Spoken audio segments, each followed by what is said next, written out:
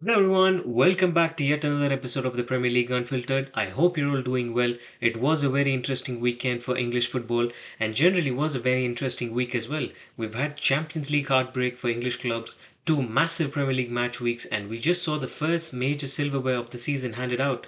Manchester City are your 2026 EFL Cup champions. They beat Arsenal 2-0 at Wembley today.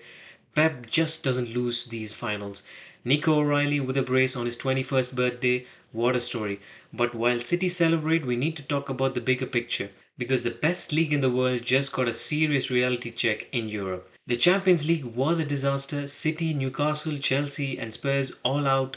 Only Liverpool and Arsenal are left. The truth is that tactical quality in the Premier League has shifted towards territorial advantage rather than proper football. And we have the data to back that. This season, 25% of all goals are from non penalty set pieces, the highest in the last 10 years.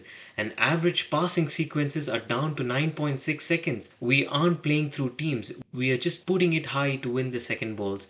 And also, the ball is only in play for 55 minutes on average each game. But then in the Bundesliga and La Liga, they still play technical ground based football. When our teams face that in Europe, we look lost. We have the drama, but technically we've slipped and the quality has dropped massively. Let's get into the results of matchday 30 and 31 because the table looks absolutely crazy. Burnley nil, Bournemouth nil, a result that does absolutely nothing for Burnley's survival hopes. Then we had Sunderland lose against Brighton 1-0, a clinical away win for the Seagulls nevertheless.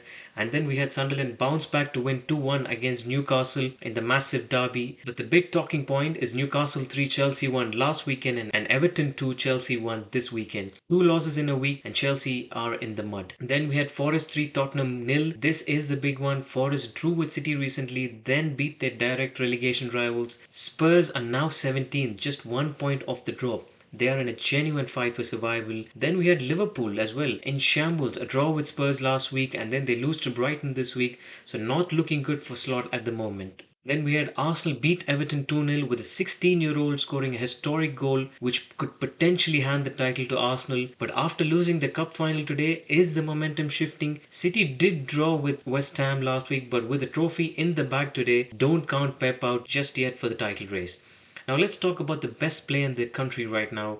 Last week it was Manchester United 3, Villa 1, a huge UCL qualification battle, and Bruno Fernandes was untouchable. His stats this season, he now has 16 Premier League assists and he's now only 4 assists away from breaking Henry and De Bruyne's all-time record of 20, and he has 7 games to do it, so he might just break that record. And in terms of the chances created, he has 101 chances, the highest in the league so far.